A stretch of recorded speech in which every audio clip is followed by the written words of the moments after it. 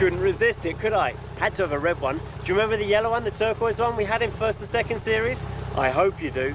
But if you have forgotten, this is what this video is for, to remind you some of the funny moments, the good cooking. It's all there, and I hope you're going to enjoy it as much as I am.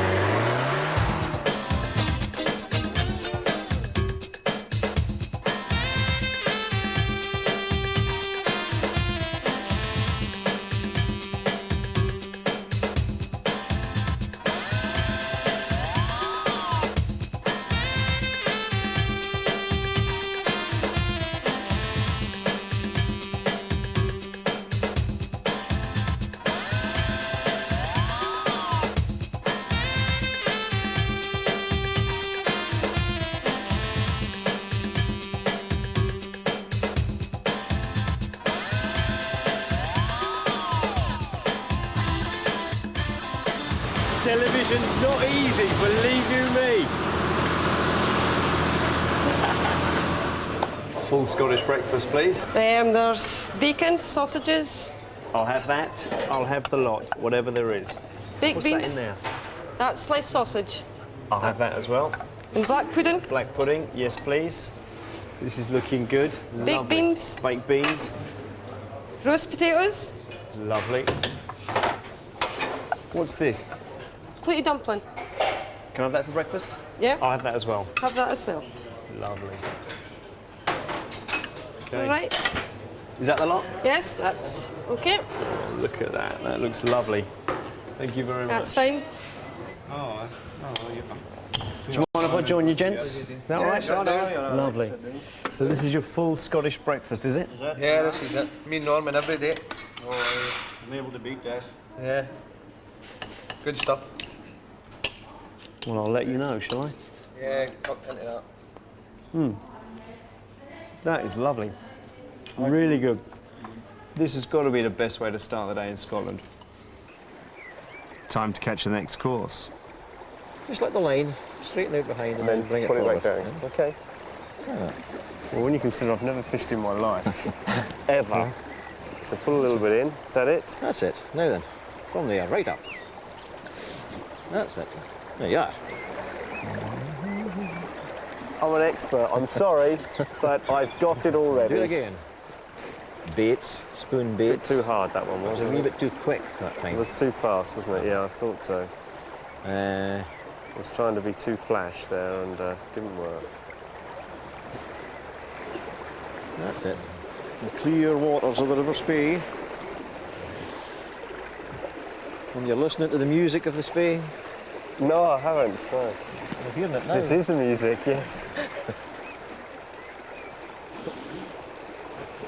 That's the idea.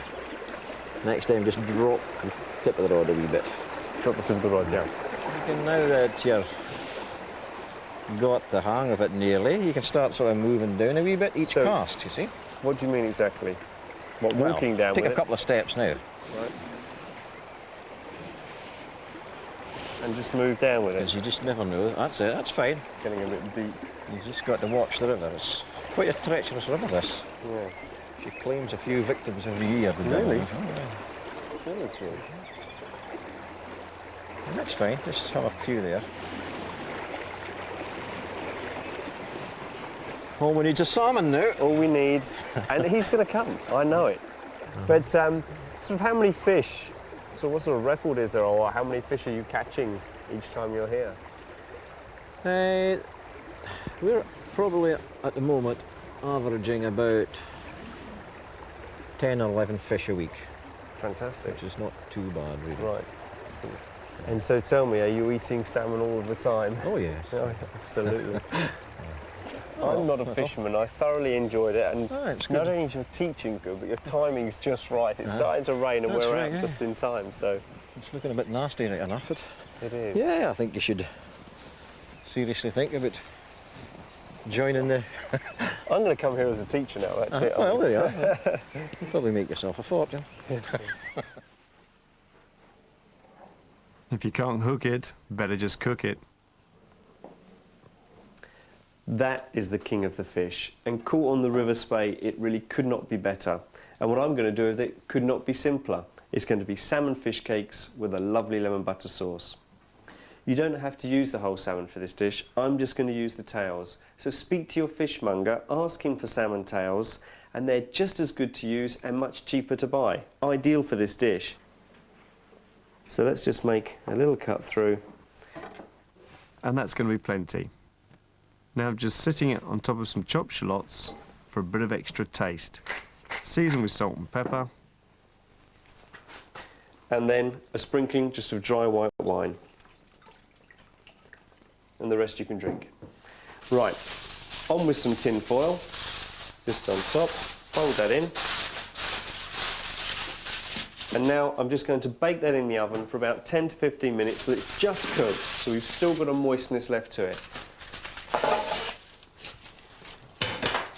The salmon is cooked just firm to the touch, so we want to drain off all of these pieces and hold on to all of those lovely juices.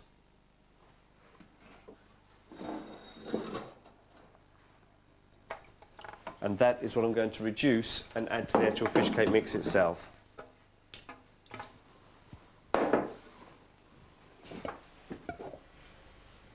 There's the salmon in the bowl, and to that I'm going to add that reduction. And that is just about dry. I mean, I've taken out all of the liquor to give us the absolute maximum taste. And I'm going to mix that in as well. Now, to make fish cakes, the classic, of course, is to use potato, and that's exactly what I've done.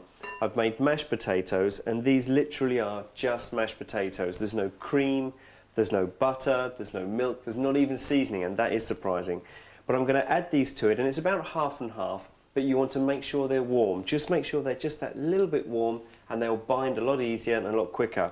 So in with those, we'll just slowly add them and start stirring, and you'll get the feel of the mix. You just want that binding feeling. The next thing to add to that is parsley. I'm putting chopped parsley in, and it's not there for colour because, let's be honest, you're not going to see it until you're eating it. But look at these lovely flavours. We've got salmon, we've got parsley, we've got lemon we're going to use, and all those are classics together. So I'm putting them all into a little casing here, and that is going to work beautifully. Let's have a little taste.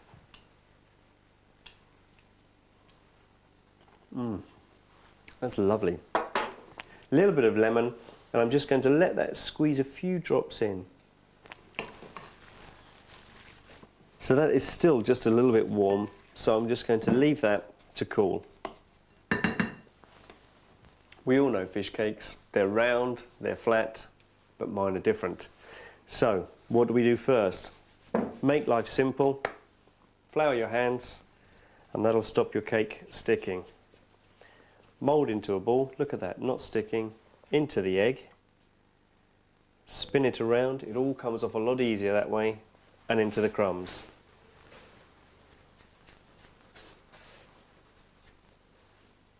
That's it. Just remember, flour, egg, crumbs. 3 cakes is enough for a portion. And now I'm going to deep fry them. So this is the lemon butter sauce, and all I've got in there is, of course, butter, lemon juice, and there's chicken stock, or you can use water if you don't have any. And as soon as that butter starts to melt, whisk away vigorously so you can combine all those flavours and all those different textures. We want to bring it just to simmering point, and then it's almost done. So I think that's ready. And if you really want to emulsify this and get a nice, light, frothy sauce, use one of these, or a basic blender will do. And look at that. That really does emulsify all that together, because when you're mixing butter with water or anything like that, one of these will always bring it together, and you've always got a cream sauce there. And the beauty of that is that if you want to reheat this later, just bring it back up and reblend, and it's done. So, sauce into the bowl.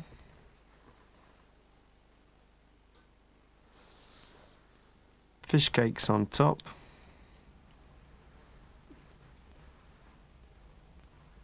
And it needs nothing else. Somebody's coming off. Be careful. One bad pass. Ellie.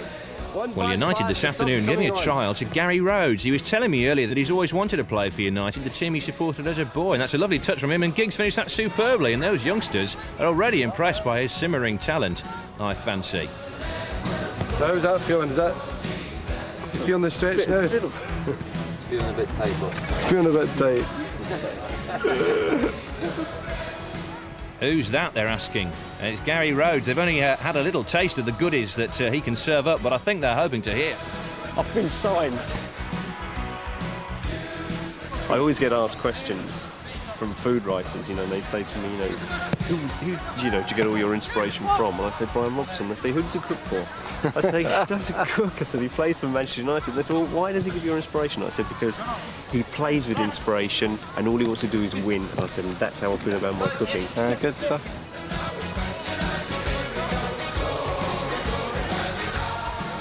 I think Gary Rhodes there, he's made a few friends out there today on the training pitch, and he's made a few friends on the terraces as well, I fancy. Next time. North of Manchester, there's miles and miles of beautiful countryside. And it was a trip down on the farm for me where local cook Marie Fiddler was making one of my old favourites. Lancashire hot pot was a dish that could be put together in the morning, put in a side cooker over fire and left and forgotten about while all the family went to work, ready when you came home. But here's the question, why do you think that it really comes from Lancashire? Why did it start here? Presumably the mill workers, and they were basically families that were all out at work, you see. Right. So you could leave it. It's a good economical dish. You've got meat, 2 or 3 different sorts of vegetables.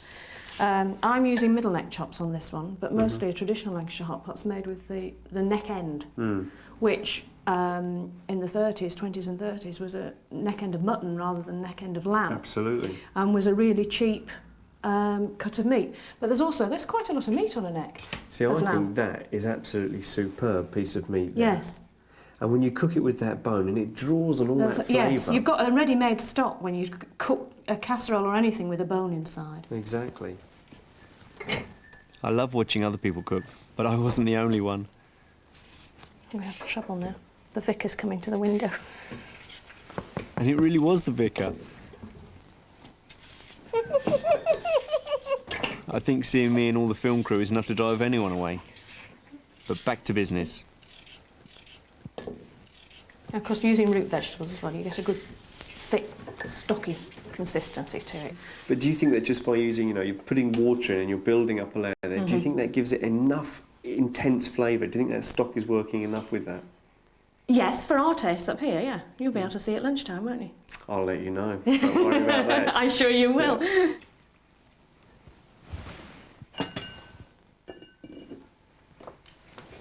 I've been looking forward to this.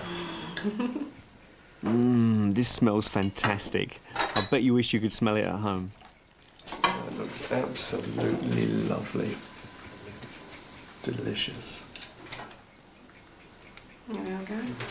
That looks lovely.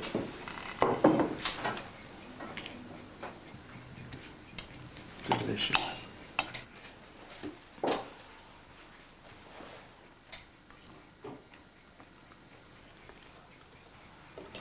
It's just good eating, isn't it? Very.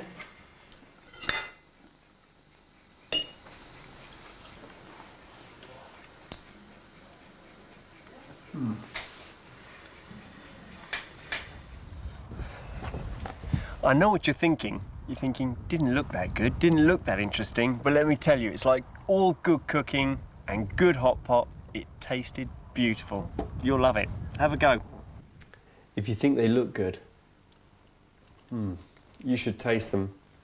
This is what Tayside is famous for. Wonderful soft berries. So what better than an absolute classic? I'm going to make you some summer pudding. This pudding really doesn't take any time at all to make, but it's best to start it early because you need to press them to hold everything into the moulds. So what's the first step?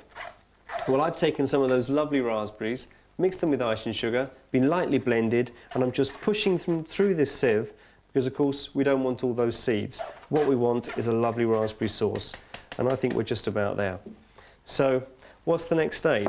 Well, of course, you know me, it's got to be taste. Everything has to be tasted, so It's there, but I've got a sharpness and a tartness there which I want to actually just soften slightly. So what's the way to do that? Well, here's a little hint of mine. I always use, of course you want sweetness there, but I always use icing sugar. And by adding that, what do you get? Instant dissolve. Of course, if you're adding caster sugar, you'll find you've got a graininess on your sauce, and who wants to eat that? Nobody really. And a final taste. That needs just one more thing. And this is one of my little favourite flavours, and this is called crème de framboise, which is like a raspberry liqueur. And you can add this to it, it's an optional extra. If you want to add port or any other flavour you like, then that's really up to you. But I like this, and I'm going to put a bit of that in.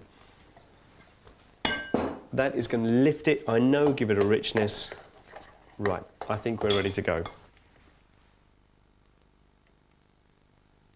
First, warm the raspberry sauce. Then add the summer fruits. But make sure you add your raspberries last, because they're your softest fruit. Stir for a couple of minutes and leave to cool.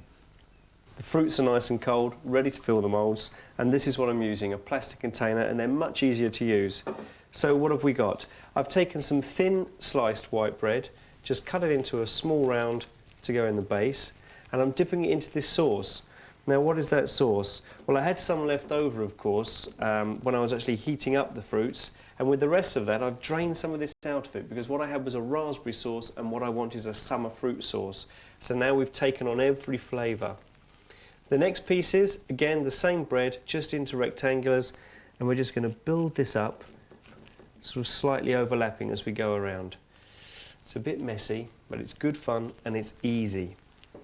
So, as we go around, just push in carefully and overlap slightly.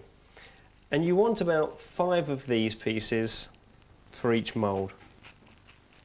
Now, I really want to pack this full of fruit. I really want it to be solid. And when you are putting these in, we want it over the top, really forming almost like a dome sort of top, like that. And with this, just a slightly bigger circle, that's all we need. Sit it on top and apply a little bit of pressure. So we've got this dome on all of them. We want to actually press this. The first thing you want is to cover them with a little cling film. Apply a little bit of pressure. And you're going to need some kind of weight. Fridge it, and they're ready. So it's set, trimmed, ready to turn out. Now we're going to see if it actually works. Just apply a little bit of pressure, and I think we've actually got it. So there it is, your summer pudding, but it's not finished yet. What I've actually taken is some more of that summer fruit sauce that we've got, and I'm literally just spooning over a little. There we have that stage. Now look at that. You can see what that's done to it. It's given it a whole new lift. It's absolutely wonderful. And this is the hardest part. In goes a palette knife, or under goes the palette knife. Lift it carefully. Look at that. I'm getting confident. And now we're going to slowly lift it. Be careful. And pop it onto that plate. There is your summer pudding. Well, I think it's nice to serve some cream with it, and I'm using just a simple whipped cream, and we're not making any fancy shapes. Simply spoon some onto the plate next to it there. Absolutely delicious. And then I've got some fruits that I want to garnish it with. And these have just been steeped in a little bit of ordinary stock syrup. So not too many, because remember, you've got a pudding full of fruit already, so you don't want too much. Next thing is, a touch more sauce. Just on there, you want to really eat that lovely and moist. Now, there is a summer pudding. Absolutely delicious.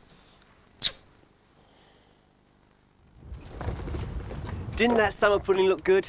Deep red colour, really was tasty. And you know, it was a great setting. We were up in Perthshire, wonderful house we were in, woodland all around us. But I had one big fear about that, and my fear is mice. I said to the producer, make sure there's no mice here. She said, Gary, don't worry, there's nothing. Do you know what I found?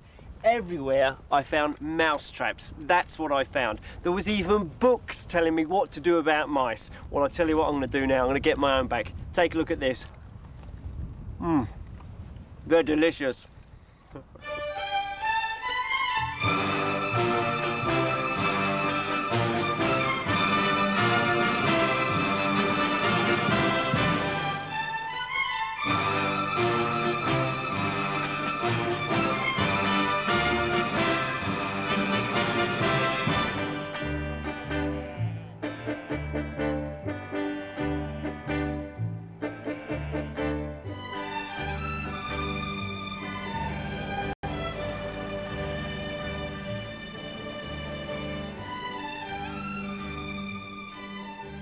You wouldn't believe that on a high tide as we had last weekend, the sea comes right up to the base of the cliff here, and all of this marsh is totally covered. So they have to bring the sheep in and off the marsh at that time.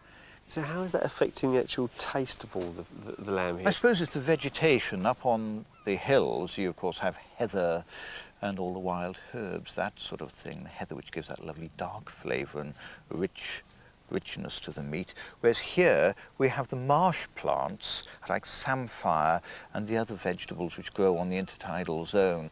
If you eat samphire straight from the ditch where it grows, you get that very salty tang, so they get that, and it does produce this flavour in the meat, which, it's incredible, it is so well appreciated out in Normandy, the Pré-Salé lamb of Mont-Saint-Michel. It's legendary in France, whereas here it just goes off to the market the same as every other lamb.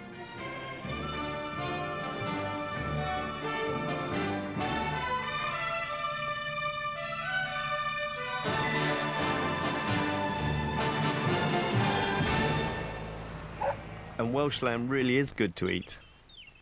You've all heard of chump chops. Well, these are chumps of lamb which have been boned and rolled. And I'm tying them into individual roasts. And now I'm going to make the marinade. And for that, I'm taking some shallots, and if you haven't got these, don't worry too much, just a large onion will do. Chop it into what I call a 1/2-inch dice, but it only has to be rough, don't worry too much about measuring it. Chop it up, and 2 or 3 will be plenty for 4 portions. And marinating is something that really tenderises the meat, it takes on flavour, gives us texture, and it was a way of preserving meat many, many years ago. They didn't have fridges, it was marinade. Peppercorns, only a few, and just lightly crush them. You can just hear that breaking. And that is just releasing the flavour of the pepper. I don't want to finely crush one on there because that can be too strong. This is just going to give enough flavour. Again, in the bowl, some garlic, and not need to be crushed, just slice it in, and we're looking at about 2 cloves of this. And then there's lovely herbs. And we all know how well tarragon goes with lamb. Great classic there. We've got some thyme, another great compliment, and some rosemary. Just break that off, tear it off, in it goes. Just a bit of each, and I'm even going to throw a bay leaf in there. Dried or fresh will do. Stir that around. The next flavour is orange. Not one often used with lamb, but I can promise you it really works well. And I'm literally just peeling that zest, and that's all I'm going to use. And I think for this I'm working on 2 oranges for every 4 portions. And one of my favourite flavours is red wine, which also works so well with lamb. And about half a bottle should be plenty. That's great. So let's just stir that around a little bit, and in with the lamb. And with these you want to marinate them for a minimum sort of 2 days, and even 4 or 5 to get maximum flavour. And it's amazing how time flies when you're having fun. Just take a look at these. This is one that's actually been marinated for that time. Look at the colour we've got. Now you can see the difference there. It really has taken on every flavour. We've got the flavour of the wine in it, we've got the herbs, we've got the orange, and all those tastes have worked with the wine. That's why it's that colour, and that's what's going to make you a lovely good sauce. So let's cook the lamb. The cooking of this lamb has got 2 stages. First, on top of the stove, and for that I'm using this grill plate, which you don't really need because a good solid frying pan will do just as well. Trickle of oil or lard, and then on with the lamb. Just shake off any of that excess marinade and start to sit them on.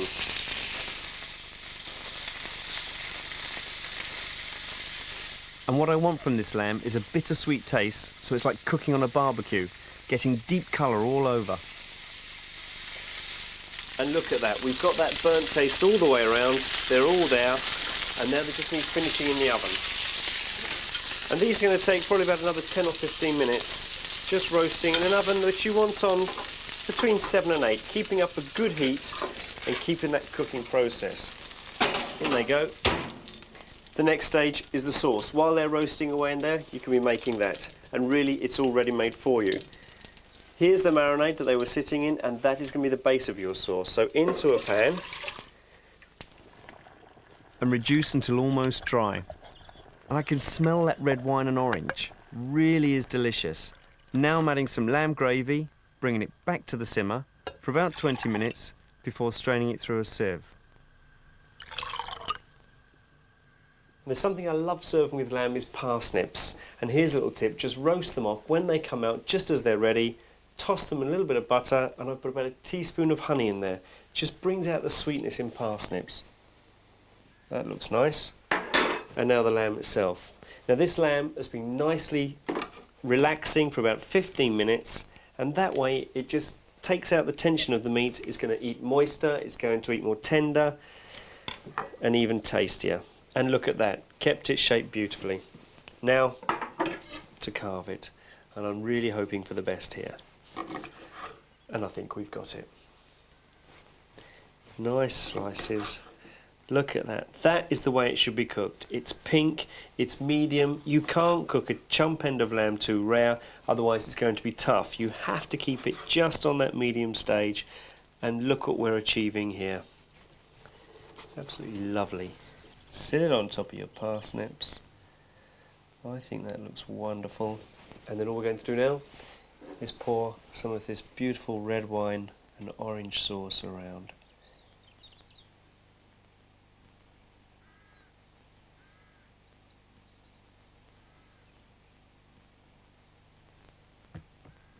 And if a Welshman presented this to me, there'd be only one thing I could say to him, and that's diolch yn fawr.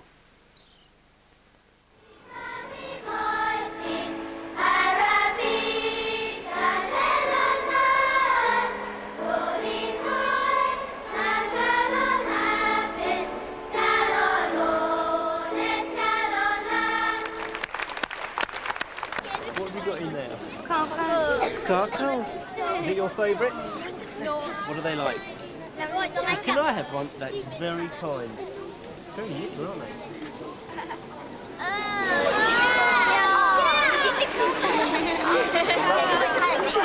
The only thing I don't like is your stupid hair. My stupid hair?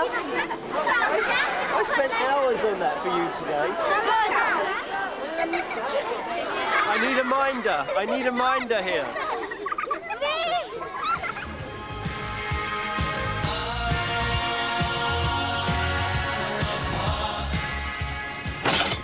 Well, gang, we're here. Where's the kitchen this week? Over there. On the island? What is this, Challenge Gary or something? I mean, I could swim, but I'm not that good. I've got an idea, though. Hey, lads, any chance of a lift? Where do you want to go? I've got to get all this over there. How about that? Brilliant. I knew it would work.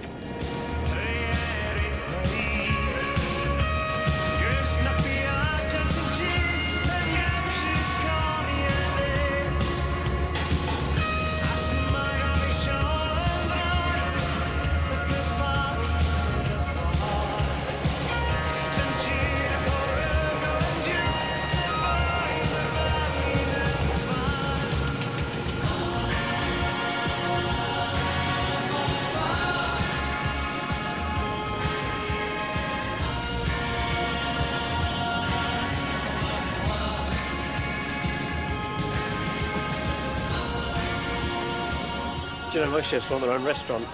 Well, I've got my own island. I feel like Robinson Crusoe. Do you know what's really impressed me about being on the Orkney Islands? The sheer abundance of good produce they have here. And one thing they're really famous for is their beef. And that's exactly what I've got here. Now, you might not all be familiar with this cut because these are in fact ox cheeks. Have a word with your butcher, he might be able to help you out, but if he can't, don't go out spending all your money on expensive topside sirloins. You don't need them. Just get good braising steak, and I'll show you why. What I've actually done with these is taken off all of the sinew and excess fat, and what I'm left with is this, wonderful chunks of meat, not a small dice, nice large pieces, and this is the reason. Look at that beautiful open texture. It's going to absorb all of that flavour, all of that sauce. It's going to be delicious. Just season this up with a touch of salt and pepper, and I'm going to colour it in a bit of beef fat.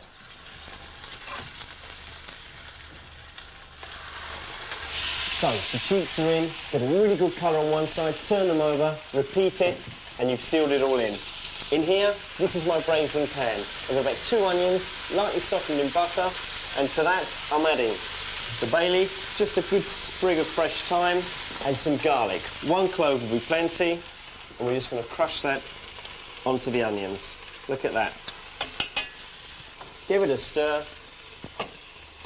And let me tell you, there's so many flavours happening already. It's going to be really good.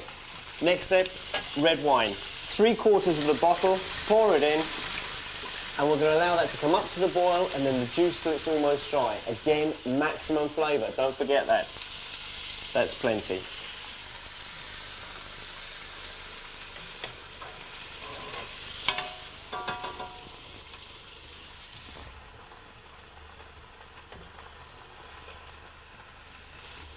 So the onions are almost there. So you've got good red wine flavour happening in that pan. Let's turn the cheeks. Now look at that. That's the colour I'm talking about. Totally sealed in. Turn it over. Okay.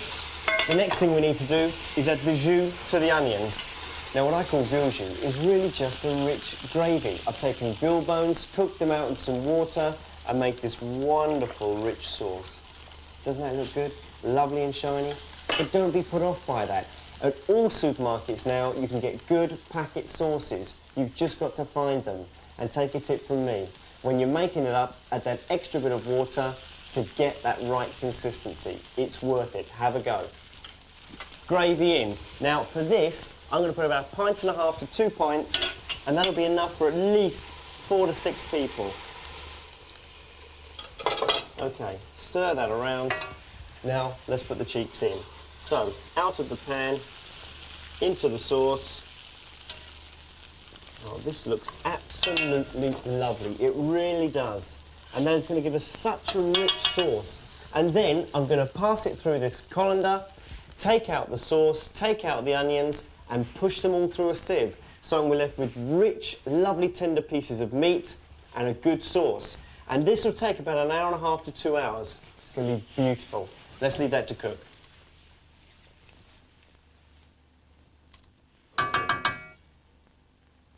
These ox cheeks are lovely. They're clean and rich and tender to the touch. And to get that, I did push those onions and sauce through the sieve. And I'm going to replace those onions with shallots. Go beautiful with the cheeks. And I'm going to roast them off. So what you need is a really hot pan. What's going on? What's happening? I don't know. What's happened? What's happened? Must be the Jenny. You're joking. The generator's gone. So how long's it going to be then? It won't be long. It's just a few minutes yet. That'll be it. It'll be going. Can you believe it? I'm stuck on an island, generators packed in, which means no electricity and no cooking.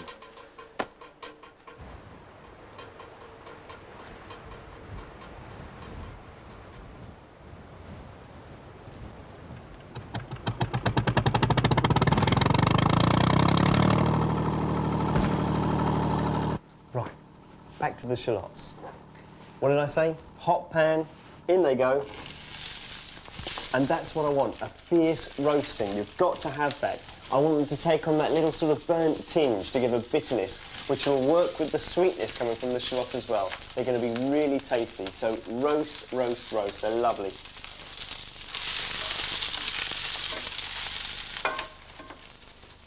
Look at that. That's the colour I'm talking about. You've got that burnt tinge onto it. So it's crispy on the outside, lovely and juicy and sweet in the middle. Wonderful flavour. Now, do you remember the rest of that red wine? Well, these are roasted shallots finished in red wine. Look at that, it's beautiful. Now, those shallots were already getting tender, so by the time that wine is reduced right down, they're going to be ready. So I'm going to leave you with the shallots while I start to dish up the ox cheeks. And look at those braised ox cheeks. Beautiful in that sauce, they've taken it all on, they're going to be succulent, juicy. And if you're wondering what this puree is, well, this is what they call in Orkney clapshop. It's made with sweet potato, cooked and mashed together. I've put a little bit of carrot in mine as well, plenty of butter, pepper, pinch of salt, and it eats beautifully with any stewed meat. Really good. Let's get those shallots on. You've got the bitterness there from almost the burnt flavour. You've got the sweetness of the wine, also with the sugar content of those shallots. Delicious. Look at that. Looks beautiful. Touch of parsley. That's what I call braised ox cheeks.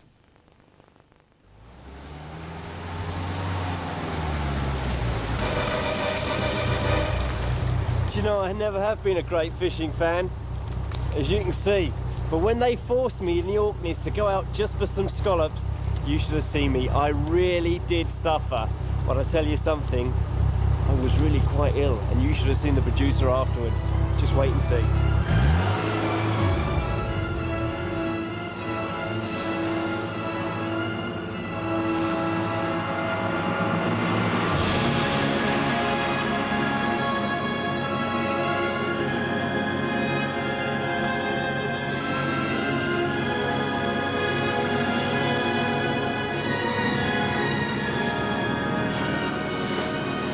Have you got any scallops? You get me some? Good man! Cheers! I've got scallops coming later in the week. Good stuff.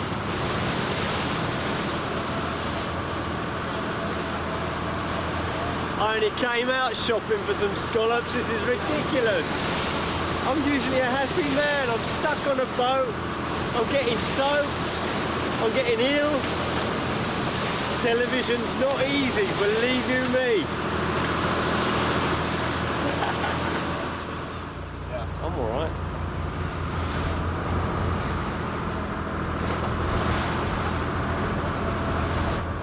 Well, the Orcadians have certainly looked after me, so now it's my turn. And what better way to get the ball rolling than with a wee dram of the local spirit. I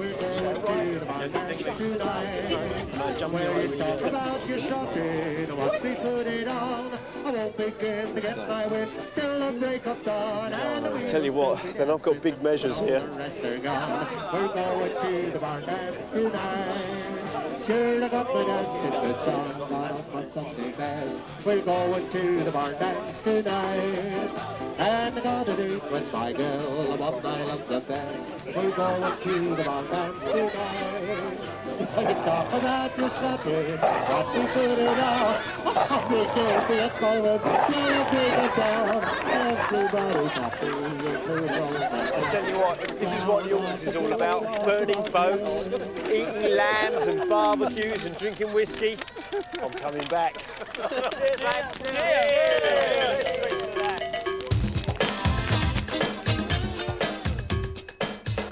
This was the first kitchen I ever trained in and cooked in, and it feels really good to be back. And I thought I would show you how to make a simple dish very special. What is it? It's going to be a leek and mustard crumble, vegetarian dish, absolutely delicious. And this is what you need. First, I'm going to make the crumble topping for it. This one is savoury, so it's just breadcrumbs. I've taken about 6 or 8 slices of white bread, crusts off, into the Magimix or through a sieve. There's your crumbs. What other flavours we're putting in? Well, I've taken some chopped parsley, some tarragon, and we know tarragon and leeks eat very well together. So, a good heaped teaspoon of that fresh chopped tarragon. Next thing, you know I love this, salt and pepper. Plenty of it. Now, look at that. It's all lovely and loose, but we have to hold that together. I've taken shallots, finely chopped them, and cooked them in a little bit of butter. But enough so there's still that little crunch to them, only just softening them. About a tablespoon of the shallot, and now the mustard seed. I've taken just a grained mustard, so when you bite into it, you get that little crunch and all that flavour releases. It's delicious as well. Tablespoon of mustard. You can make it well in advance. You can make this in the morning, the day before, it'll keep in your fridge. Wonderful to use. And with this, you'll feel when it's ready. When you squeeze it, it forms a paste, but you can also crumble it up again. There's the crumble mix. Next was potato. Now, I've taken just good mashed potato. Look at that. It's got a wonderful taste. What is that taste? Cheese. There it is, just good cheddar cheese, nice and strong. It's just cheesy mash, that's it. So, mashed potatoes done, crumble mix is done. Next stage, the leeks. What I've done for that is taken a couple of onions, sliced them, cooked them in butter, same way I did the shallots, so they just got that little bite, and then in with some veg stock. How did I make that? It's so easy. Take a little bit of butter, I've just taken some roughly cut vegetables, carrots, onions, celery, leek. This is cooked down in the butter. I put in some bay leaf, some thyme, cooked it out, water, about half an hour, 40 minutes. That's what you've got. And now all we need to do is quickly bring that to the boil, and then we're going to add the leeks. What have I done with the leeks? Split them, shredded them down, and they've been well washed. Any grit, anything taken out of them, you're just left with leeks. There was about 2 onions there, little knob of butter, half a pint of stock. You want about £1 to £1.5 of leeks if you're doing it for 4 to 6 people. And again, remember seasoning. This is the time to season. Always add the seasoning as you're cooking because you'll add more flavour. Otherwise, you get a different taste. Pepper, salt, and stir. And work it round as it's cooking. Let's turn those in the pan. The next most important thing is to work them in the colander and release almost all of that stock. Beautiful. Now, this I'm going to reduce down to increase that flavour. Just that little bit more. Put more taste into it. Let's build this up. So, first thing, just a little bit of leek in the base. This is going to help you slide it off the foil. And then the mashed potato. Now, you can literally just spoon it out and push it in, but I'm back at college now. So I thought, better do it the proper way, because I'm sure they've got their eye on me. Piping bag, piping tube. Here goes the cheesy mash. Pipe that in, all the way around, pushing in nice and tight. Push it to the edge. There. Next, more leeks. I could eat that on its own. Doesn't even need the crumble mix. Does really. We'll have a go. So, crumble mix. Sprinkle that on top. And push that down. You can see what I said? It's forming almost like a dome shaped. It's lifting, so you're really creating something there. And now, all I've got to do that is either finish it in a hot oven or under the grill, or what we call here, a salamander. And that's just what I'm going to do. And this is going to take just a couple of minutes to become golden and crispy. So that's it. Look at that. Golden, crispy. This is our leek and mustard crumble. Now, the most difficult part of the dish is getting it into the bowl. Slide it underneath. Look at that. Sit it in the bowl. And now you really have got to be careful because we're going to lift the mould off. Let's go. Oh, dear me. That looks absolutely delicious. Now, remember, I had that cooking liquor with a little bit of butter in it. I've drained that off, added a touch more butter, whisked it up, and that's what I've got. Good butter sauce. Look at that. Looks absolutely lovely. But I'm going to make this into a creamy butter sauce without adding cream. How do I do that? Simple. Use one of these. They're brilliant. All you've got to do, blitz this in, and you've got a real creamy, vegetable, frothy butter sauce to pour around that. It's got all that leek flavour, the vegetable flavour and taste. And I think that is delicious.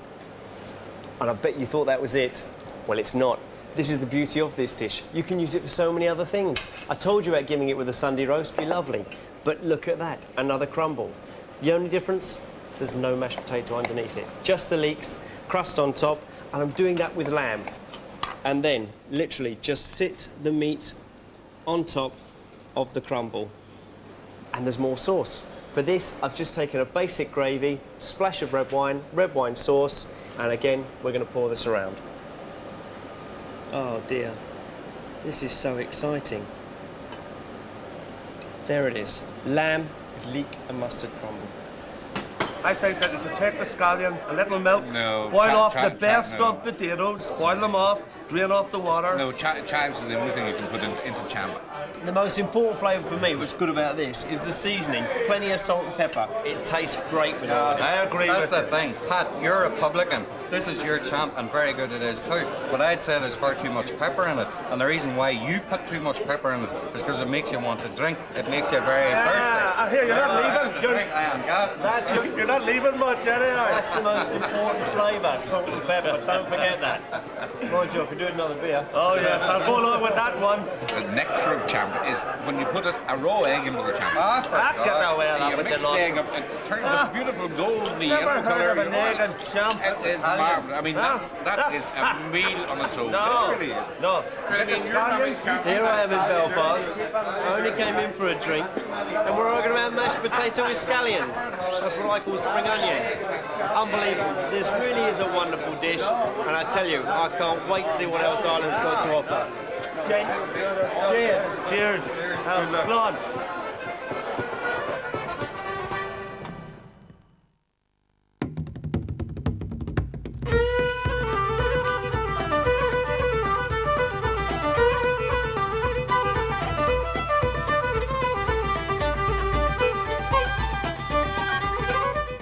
Do you know where I'll find the ostrich farm? Yes, McLaughlin's. Yeah. Straight down to the crossroads, turn right, first left, you'll see a chapel on your right, up and over the hill, to the left again, second on your right, third on your left, McLaughlin's. Yeah. Thanks very much.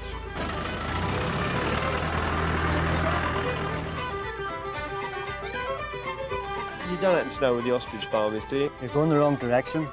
About 1 mile down the road, turn left, over a bridge, right again, another mile down the road, turn left, and you'll be fine. Thanks.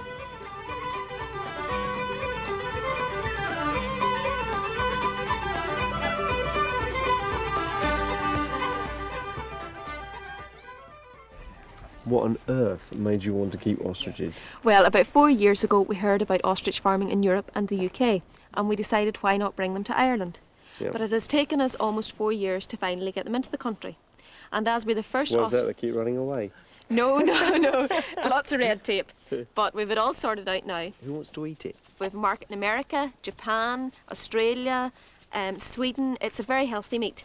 It's a red meat, tastes similar like to fillet steak. Yeah. I mean, same texture as Same that? texture, yes, same colour.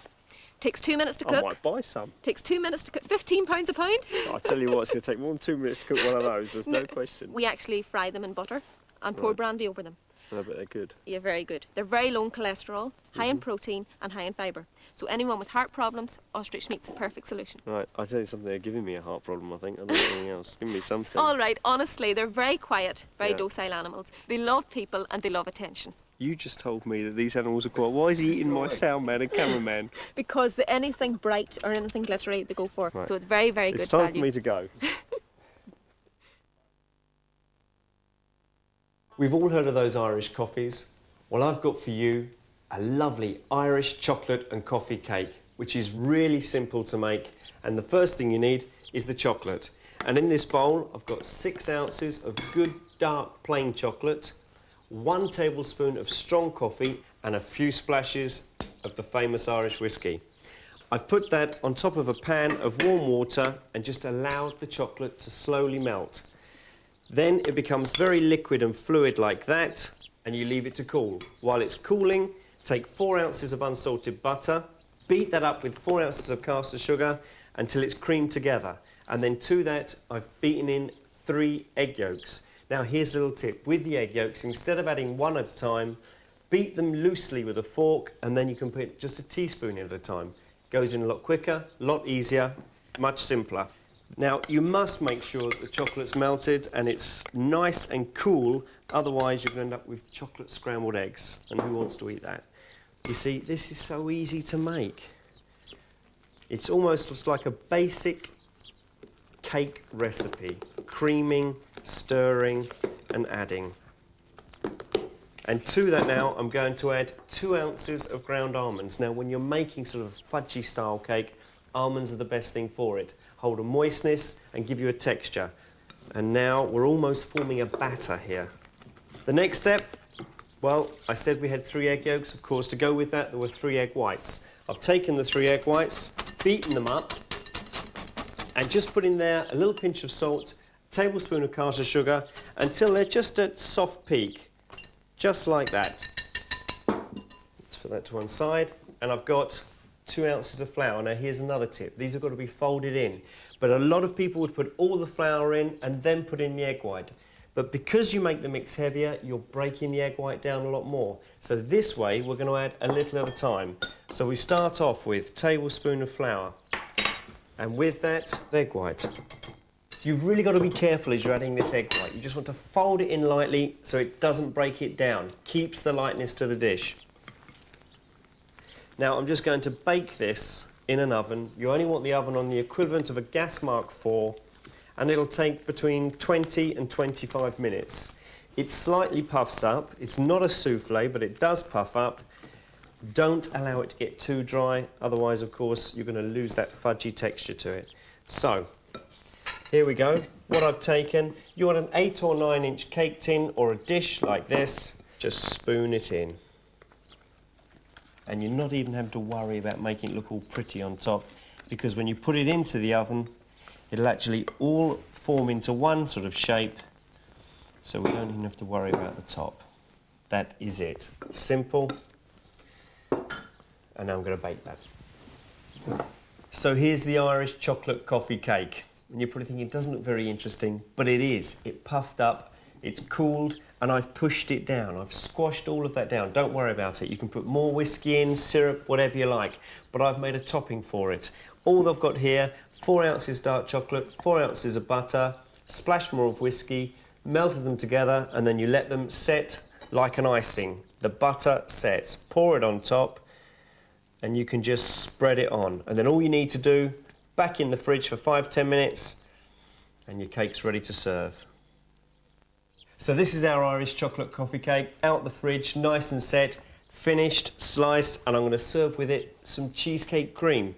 Just soft cream cheese, whipped cream, sugar, and it eats beautifully with it. Sit it on the plate. What about a little sprig of mint? Didn't I tell you it was quick and easy to make? Which is just as well, because I'm at the races today, and just you wait and see what I've done with this recipe.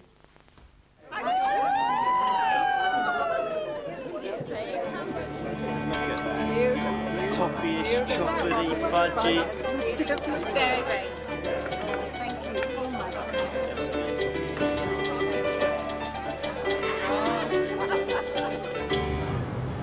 What did you think of that chocolate cake? Doesn't it look good? The Irish chocolate cake with that lovely shiny spread, almost as rich and shiny as this car. It really is that good. And if you're wondering how I got them that thick, well, it was easy. I just made 3, layered them up with the spread, and then took plenty of chocolate shavings on top. Have a go. It's delicious.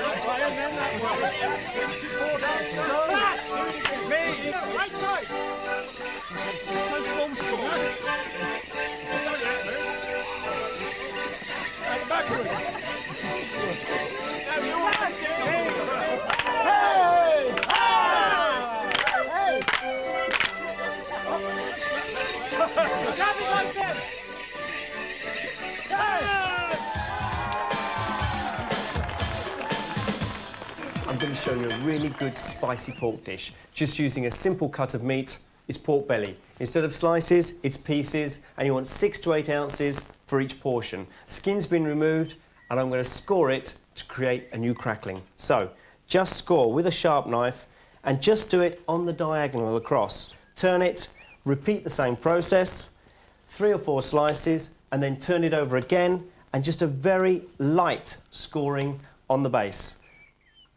This helps with the cooking. Nice, quick, easy dish to do. So, the pork's ready, scored. Now, I said spicy. For that, we need to marinate it. And for this, you're best to do it about 24 hours beforehand. Marinate it one day, cook it the next. And for the marinade, I've taken half bottle soy sauce, half bottle teriyaki, about 4 tablespoons of Worcester, and a 1/4 bottle of Tabasco. So you can imagine, that is hot, fiery stuff, but it works so well with the pork.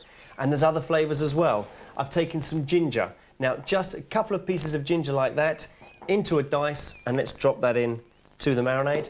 And also garlic, just a couple of cloves peeled, and literally just slice them in. We don't need to crush it, we just want the flavour of the garlic in there. That's lovely, and now we're going to put the meat into that and leave it for 24 hours. Now, before I've put that pork in, what I've actually done is taken some of that marinade, literally a couple of tablespoons, without the ginger or garlic, and kept that to one side. And I'll be using that later, and you'll see why. So, that's going into marinade, and 24 hours later, this is what it looks like. Look at that. Now you can see the colour change. Isn't that beautiful? It really is good. All the different colours there, and that's all flavour. Right, now we're going to cook this. So, on the stove, nice hot pan, touch of oil.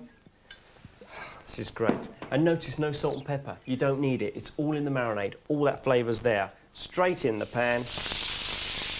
Great sound, isn't it? And we're going to get a nice colour underneath that, and you'll be amazed at how much the marinade helps that. It really does work well. Now, already we're getting colour coming on. Beautiful. As it happens, I've got one of these in the oven, roasting away. They're going to take about 15 to 20 minutes. And with the one that's in the oven, oh dear, look at that.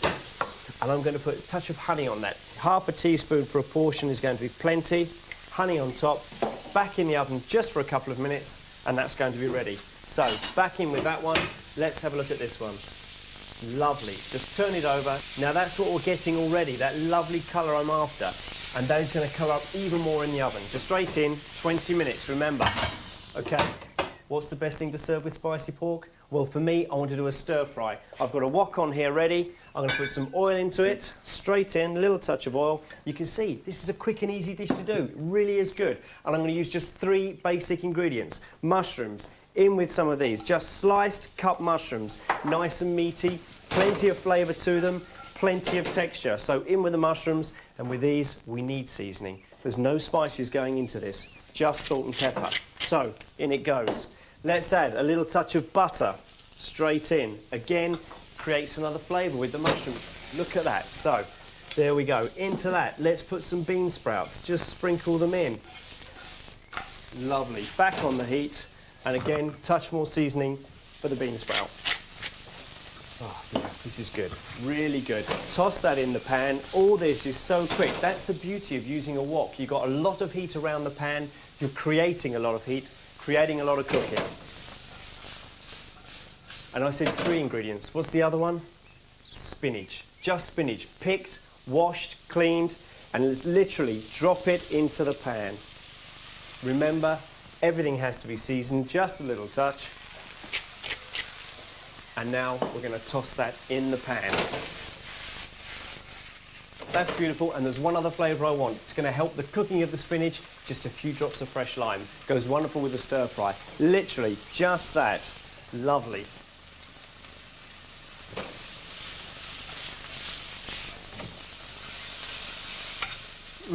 This tastes so good. I really do hope you're getting hungry. Let's take the pork out. Look at that. You see what that honey's done to it? It's put that lovely glaze over it, that sweetness with that bitter. Shall I serve this up? Are you ready? Okay. And I'll tell you what else I've got. A touch of that marinade without the garlic and the ginger in it. I'm going to take, let's get a spoon, I'm going to take some of the cooking liquor from the belly. In that goes. So remember, we're adding a honey flavour to that. Also, remember that basic dressing? I'm going to add some of that to it as well. Literally about 2 to 1 of dressing to the marinade, and you're going to create all that flavour. Let's have that stirred. Little taste. Oh, that's so powerful, but it really is going to work well. Right, stir fry. That's ready. All those flavours are working so well together.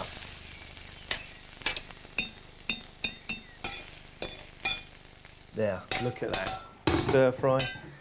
Sit it in the centre of the bowl there. And now the carving of the roast.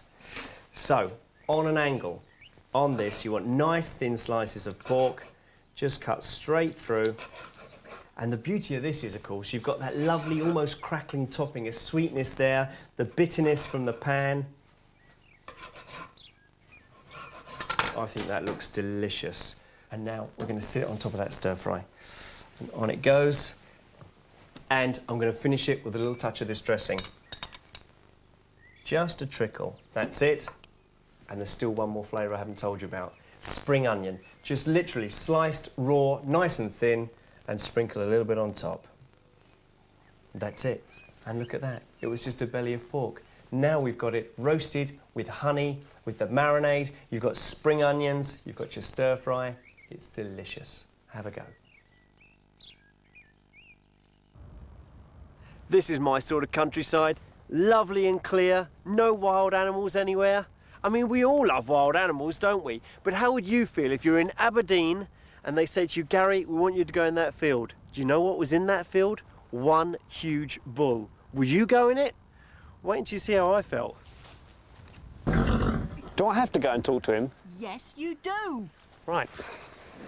I'm Gary Rhodes. Meet Angus, and we're in Aberdeen.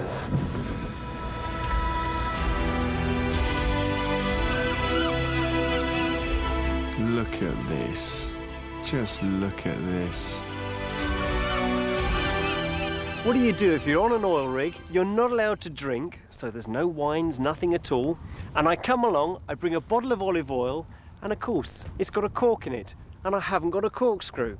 So we put out across the tannoy system, does anybody have a corkscrew? Eventually, somebody turns up with a Swiss Army knife. Great idea. I thought, fantastic, I can finish the dish. I open up the olive oil, then what do? Drop the bottle and smash it. There you go. Wait till you see the dish though, really good. I mean, this is going to be quite monstrous, isn't it? Because it's going to go right up to about there. Yeah. Is that right? That's what it would be if you were in the water. This is going to play absolute havoc with my hair, but I'll have a go.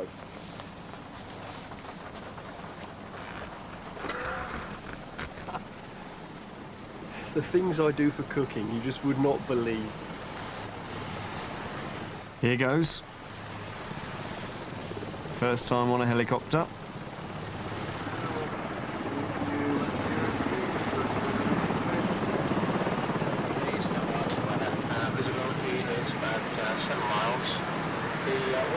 There it is, my next kitchen. And can you confirm that you have the chef on board? We will require fuel for the aircraft and would appreciate 2 hot meals, please.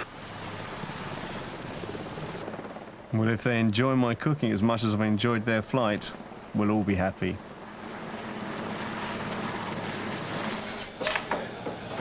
Good morning, gentlemen.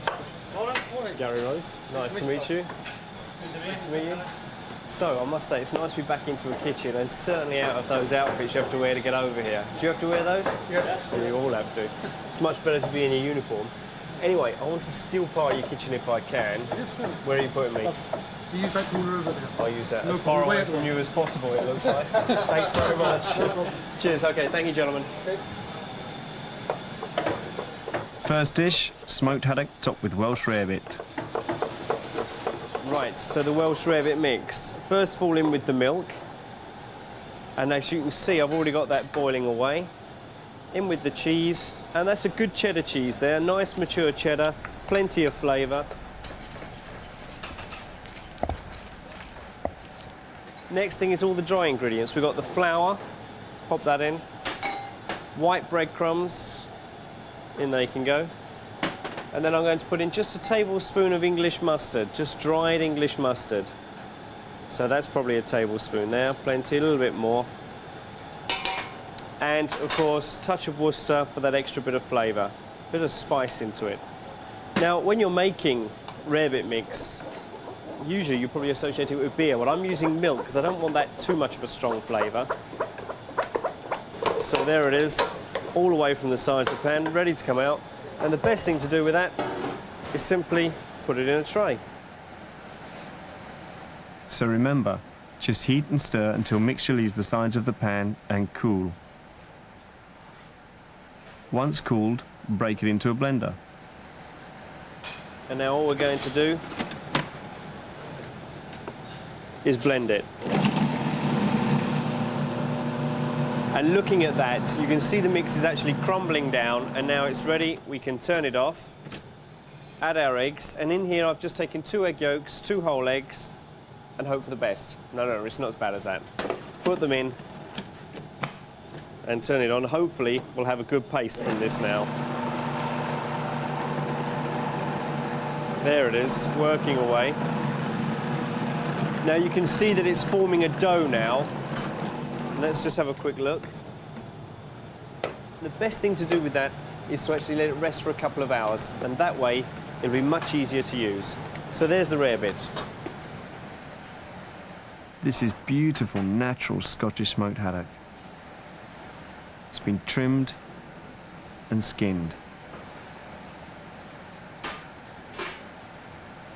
All we need to do is just take a piece of the actual rarebit, just like that, and you can mould it in your hand like that.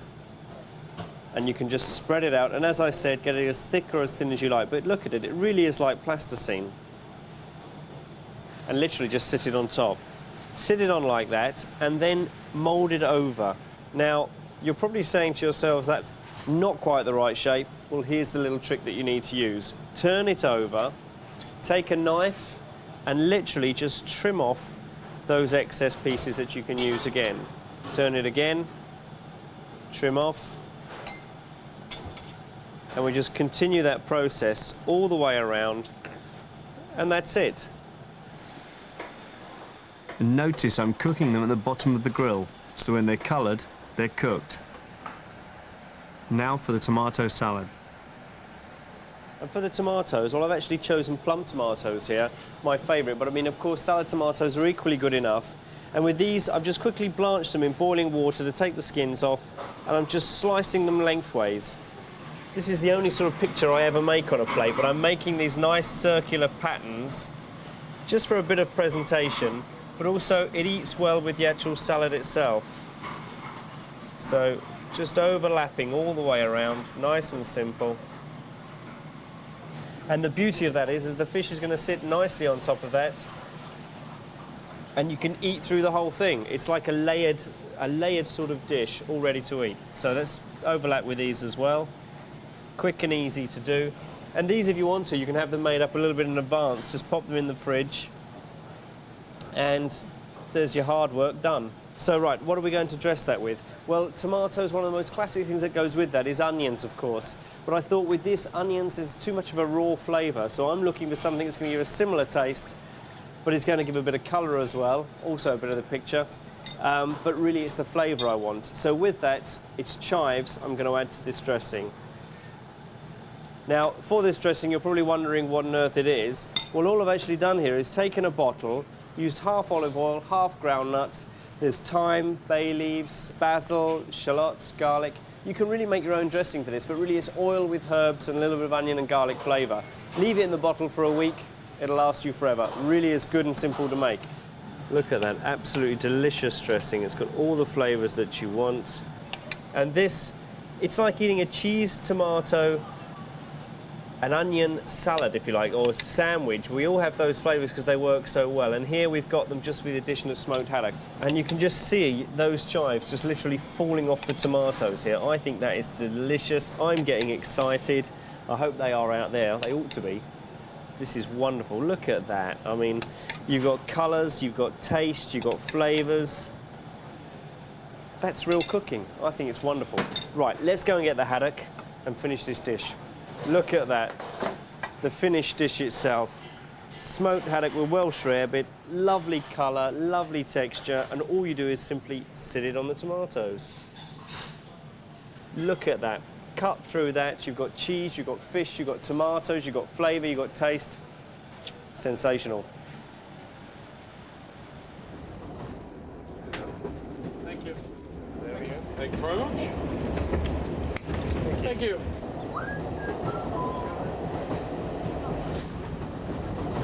Dear Mr. Rhodes, yesterday in the U magazine I read your recipe for a Cornish pasty, which it certainly is not. Have you ever eaten a real one? By all means call your concoction a pasty if you must, but please, please, not a Cornish one. They are nothing alike. Sincerely, Rosemary Pellow, Truro, Cornwall. And that's only one of the many fan letters I received about this recipe. So I thought there's only one way to find out what makes a pasty Cornish, and that's come to Cornwall.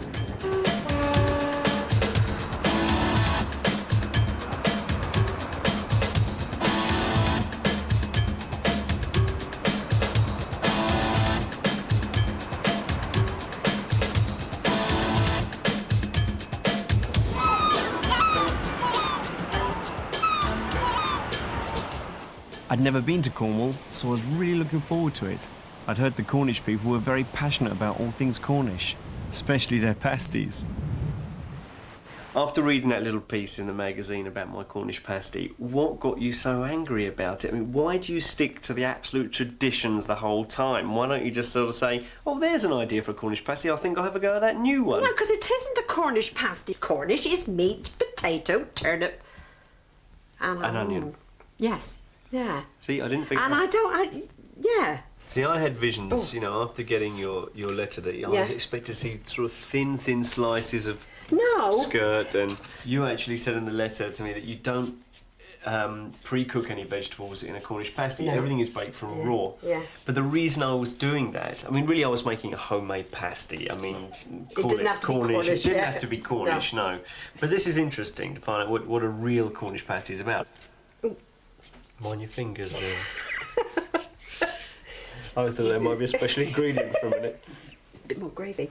And then we put the meat.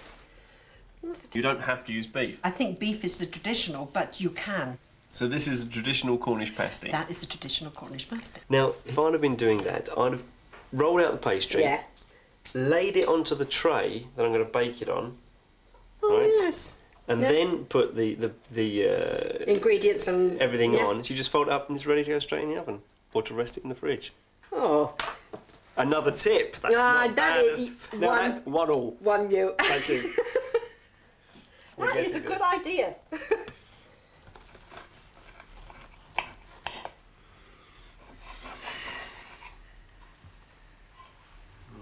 Yeah, it's going to be a bit soft, love. Well, looks good to me. But you know, it's all in the eating.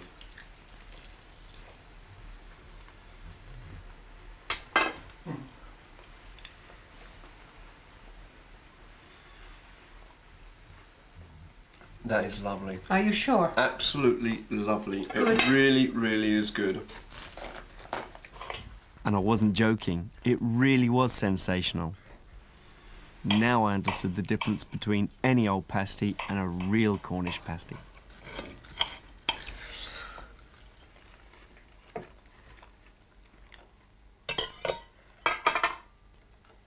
There we are. I've eaten it all. You've done a grand job there, Gary. Well, perhaps we can call it draw. I think we can call it a draw. Where's the pudding then? I'm ready for the apple. What did you think of the Cornish pasty? Good, wasn't it? And wasn't it huge? Really was. And you know what? I ate the lot. Can you believe it? I bet you don't, but I did. And look, not too fattening either. Not bad.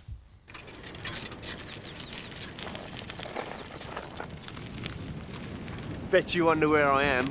Well, this is Norfolk, and I can promise you it's the only place you're going to see me on a bike. But they've got loads of good food around here. There's the crabs, the cauliflowers, the Norfolk roll, but this isn't the only local produce I came to look at. In fact, it's not really the big attraction at all. But these were, just like my cooking, they're great British classics. Born here in Norfolk, and that's what I call mustard.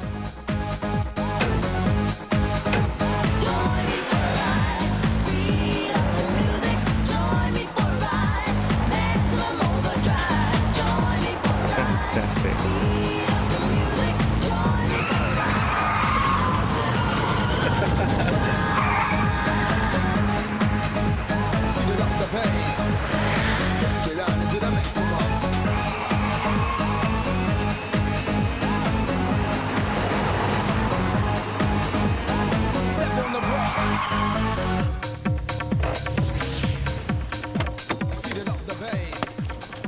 That is amazing. The business. Well, it's time to slow down when Rhodes hits the open road.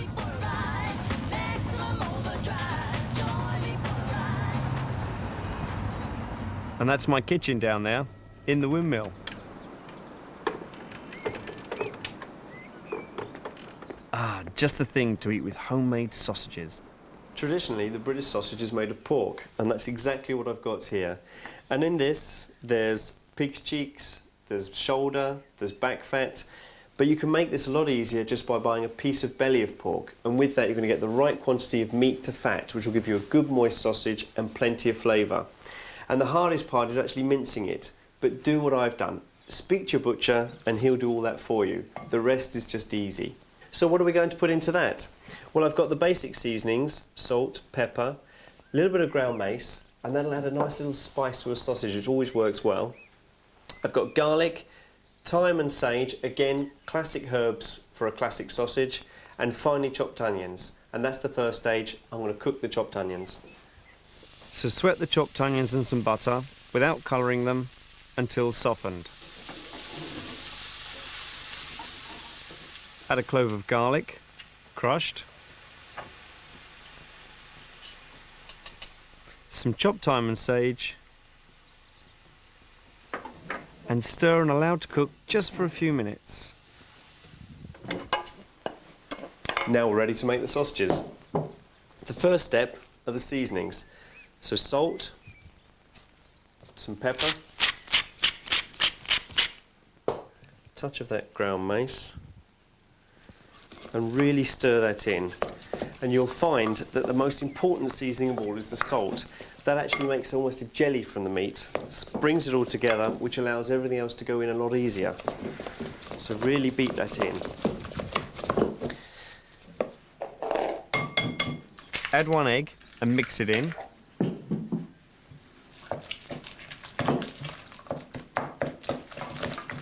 Now add the cooked onions.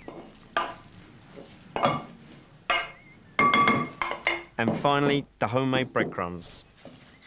A little touch more salt, mace, pepper, and one of the great seasonings of all, I think, touch of good old Worcester sauce, and that again, an extra spice and lifts.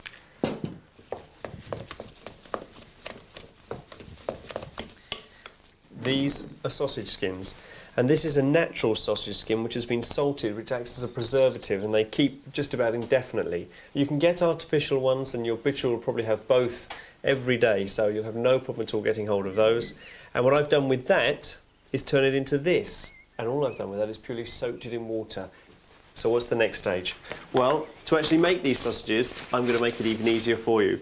I haven't got a machine that's going to make 200 every few minutes and keep piping them out forevermore and have a 200-foot-long sausage. Instead, I'm using the good old-fashioned icing bag, and all I'm going to do is pipe them in. So, don't overfill your piping bag either. If you fill it right to the top, you'll find it hard work squeezing. So just do a few at a time, pop about half in each time, and you'll find it much, much simpler. Squeeze it out. Push out that little first piece. You want to be able to see that, otherwise you're putting air into the actual sausage skin itself, and you'll get a balloon rather than actual sausage. Okay, that's it. Skins. Now, when you're cooking a sausage, it expands during that. So you need to actually leave a bit of slack, what we call slack of the skin, so when it expands, it's got plenty of room. And the first thing we're going to do is just tie a knot. So that's the sort of size that I'm looking at. Next stage, we have to try and just pull this back down to the actual knot and sit it over the end. So look at this. This is a very, very basic thing to do. And just squeeze. And you can see it. Don't worry about the shape right now, because we can change that just as we finish making it. In it goes. And I'd say that looks like an average sort of sausage. I'm not weighing them or anything. And then push it back down like that. And that way you collect the shape. Squeeze out any excess air from the end, pulling that out. And just tie a knot. And really this slack on the end can be as much or as little as you like. As long as you've got a good inch on there or more, it'll all just disintegrate really during the cooking. Cut it off. Let's put this here. And there is our first sausage. When you're actually cooking your sausages, there's so many different ways of cooking them, but we tend to usually grill them really quickly, get an instant colour on it, and take everything out from it. I think that sausage needs to be treated with respect, nice and slow cooking, so I prefer to fry my sausages. This is it, the Great British Sausage. Look at this. Wonderful. Make sure you try something with it. Piccalilli. Who made these sausages? I want to know. I want to congratulate them. They're very, very good.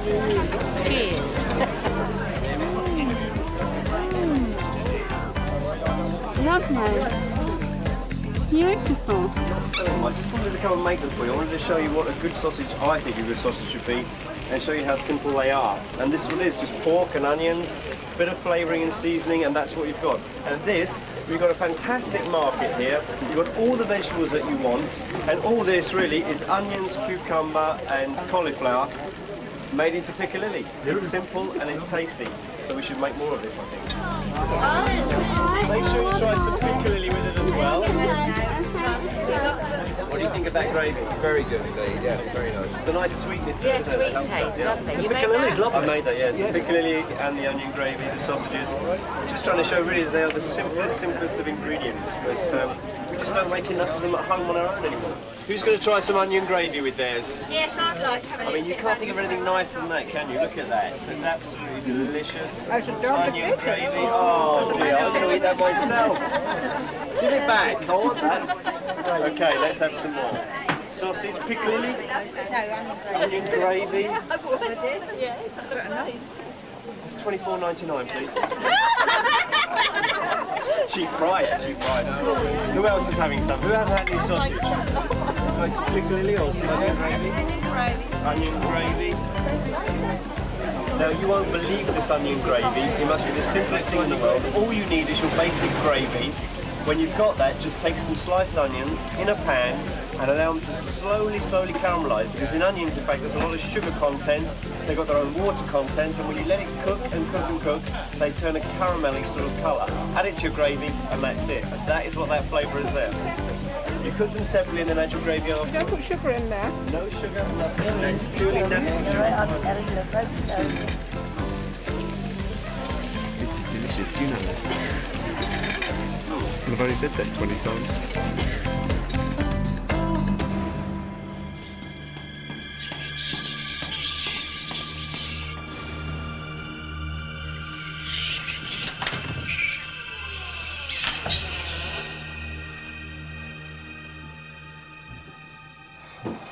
Oh, I can't tell you how relieved I am to find this kitchen.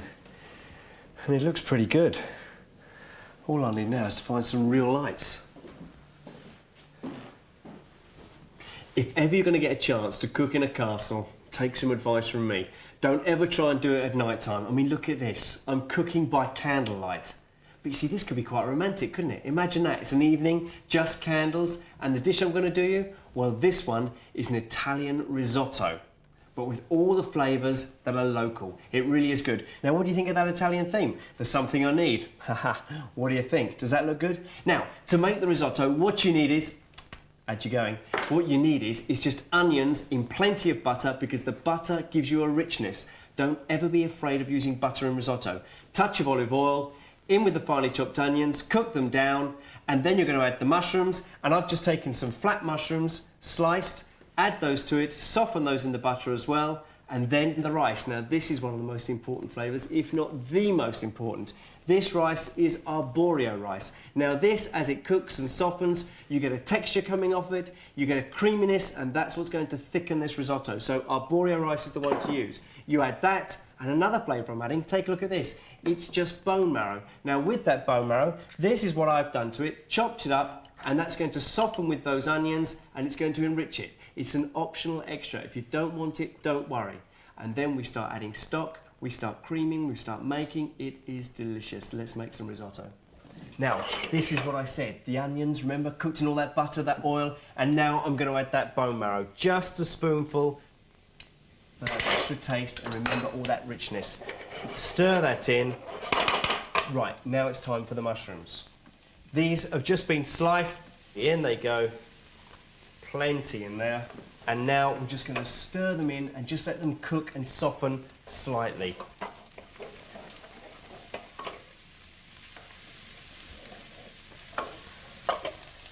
You can smell those mushrooms working. They're just softening. So now it's time to add the rice.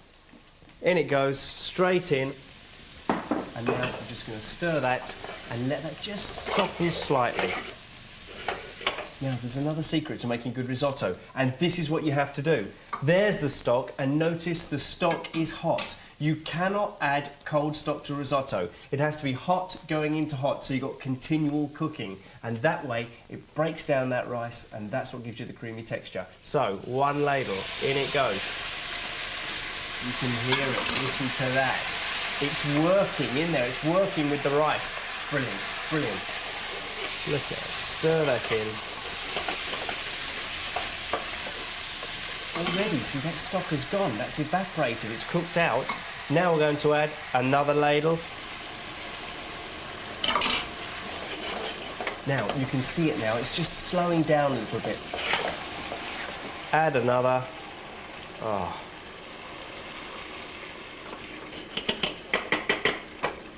Can you just hear that bubbling? That's that slow cooking of risotto. That's what it needs. The stock in, almost just simmering away, and the flavour of those mushrooms, you can see it in the colour of the risotto, and the taste is all there. It's lovely. Now, look at that. This is the rich, creamy texture I was telling you about. The rice is almost cooked. It's got to have the slightest of bites in it, and it'll be ready. So while that's just finishing, now's the time to fry off that black pudding.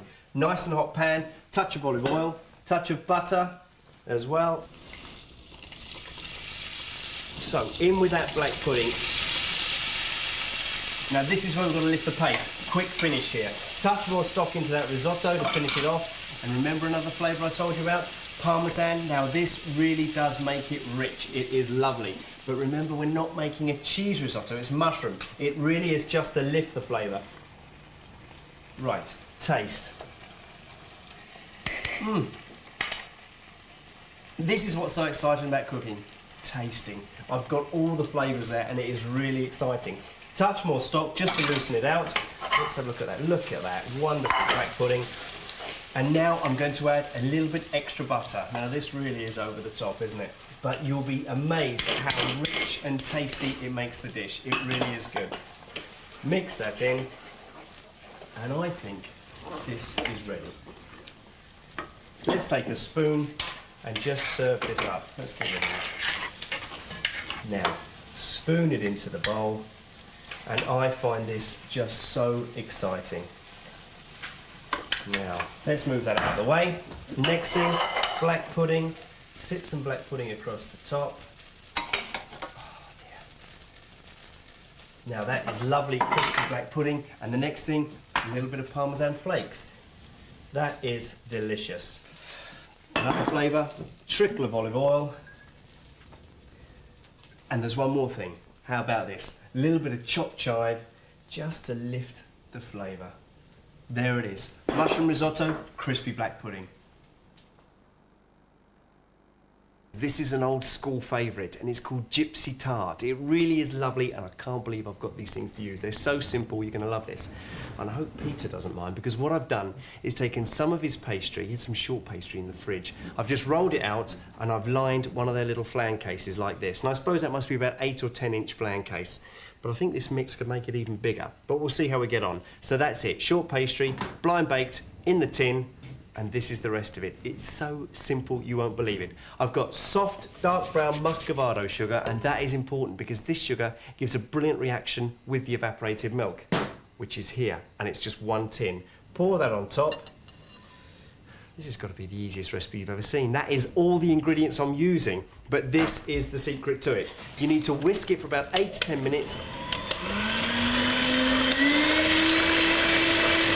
You see the change in this? Started off almost like a chocolatey colour, and I'm whisking now, and it's coffee, almost toffee colour. Got that flavour as well. That really is,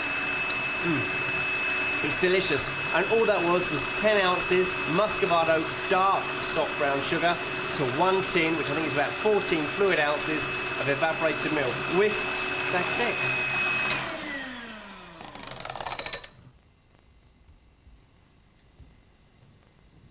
Fill it right up. That's it, plenty. Now, just 10 minutes in a hot oven, Gypsy tart's made. This was really quick. It's amazing what you're keeping your coverage in. It's the power of prayer, of course. That's how it's turned out so well. Look at that. This was an old school time favourite of mine called Gypsy tart, and it really is delicious. Just a couple of ingredients. And I have to say, I want to take this opportunity before I put this first one up. Thank you so much for looking after me today. It's been wonderful. Pleasure. Really enjoyed it. And we had a cook as well. A bonus. Absolutely. It's not bad. It's not bad. It's almost like a sort of a coffee toffee mousse, so there's no coffee in it. Has it got a name?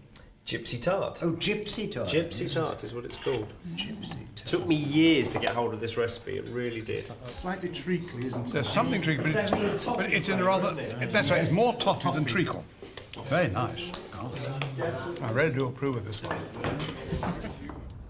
That Gypsy tart really is an old school time favourite. And you know, since that programme has been on, I have been inundated with letters or phone calls telling me, Gary, it doesn't work, I've put it in the oven, doesn't set. It's nonsense. It works every time, and here are a few pointers to remember. The first thing is you need evaporated milk, and its best thing is to have it cold, have it refrigerated. The other thing, you must use dark muscovado sugar. That is the only sugar that will work with this particular recipe. Mix the two together, blitz it up or whisk it up with an electric mixer preferably. After 10 or 15 minutes it'll be like a thick cream, just as you've just seen it, a real thick cream. And if the evaporated milk has been chilled, it'll happen even quicker.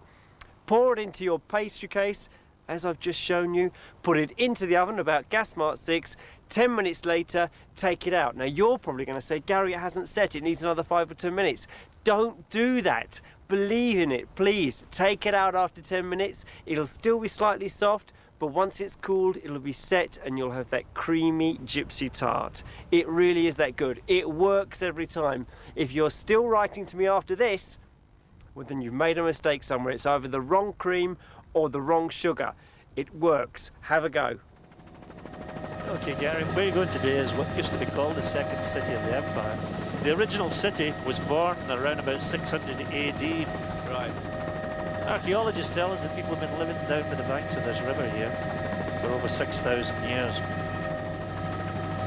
The Lusitania, Queen Mary, the Queen Elizabeth, the QE2, well over 20,000 ships were built here. It's a busy city, isn't it? It is indeed. That bridge down there is the busiest road bridge in Europe. At, that one there? At peak hours, yep.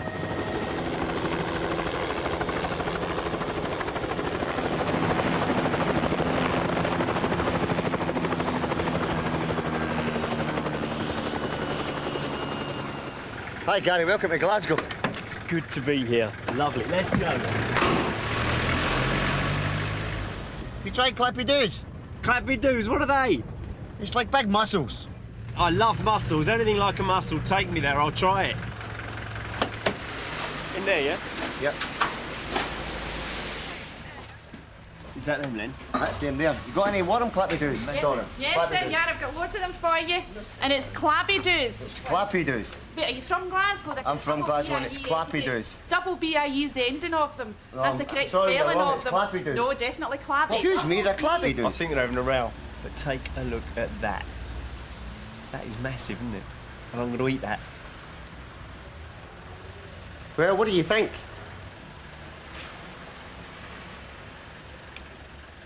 They are so big, aren't they? I mean, do you sell a lot of these? Yes, of course, I sell them by the dozen every weekend. I'll tell you something, I couldn't even eat half a dozen of these. I could eat them, no bother, no bother. So what do you think of those Chloe doos? Look good. Looked as if I was enjoying it, didn't I? Well, I'll tell you a secret. What I, in fact, really did was just throw it over my shoulder and make it look like I enjoyed it. So if you get a chance to eat them, do the same thing. I've had a great time in Glasgow. Been seeing loads of people, done loads of things, eaten loads of Scottish specialities. Well, I want to finish off with one of my old favourites. Big bag of fish and chips. I'll tell you, you're not going to believe this. Guess what this is? Deep fried haggis, in batter, and dipped in curry sauce. I'm going to make for you Christmas pudding ice cream. What do you think of that? Really is good. I've taken a pound of Christmas pudding and chopped it up like that. Just lots of little pieces, straight from the packet. Now, of course, you can buy small pound ones, and that'll be plenty. So buy one of those, chop it up like that, and I'm just going to put that into a bowl. Now, all you have to mix with this is custard. Now, I've made fresh custard here. Egg yolk, sugar, milk, touch of cream. Easy to make, but if you don't want to make your own, just get some of these. It's as simple as that. Buy your pudding, buy your custard, mix them, bingo. You've got ice cream. It's delicious. And quantities you want for that 1 pound of pudding is 2 pints of custard.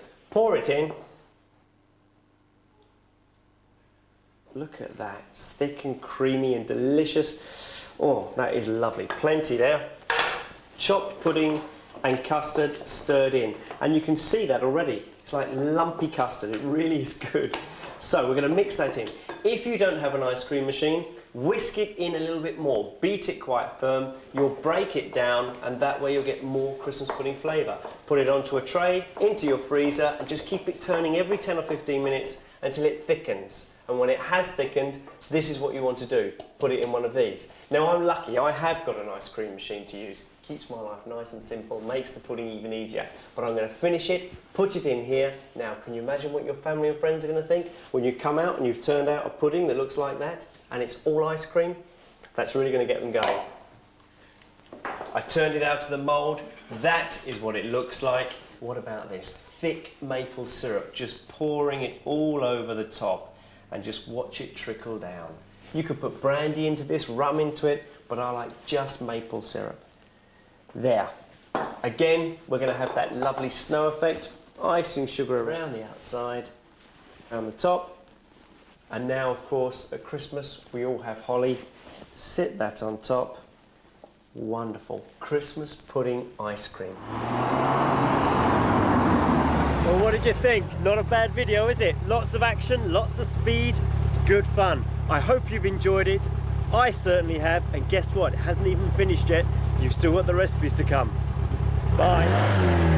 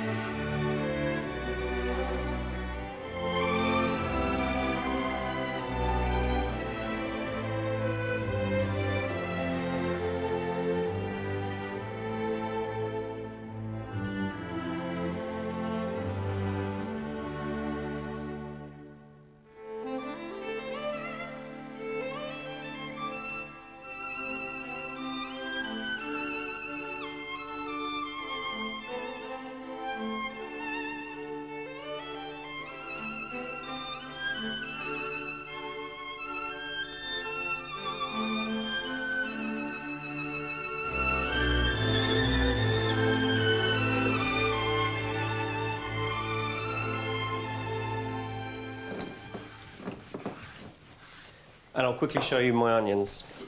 How did I come up with a line like that?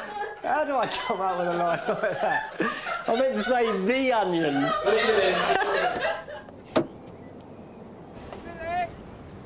Can we just put the handbrake on? Put the handbrake on.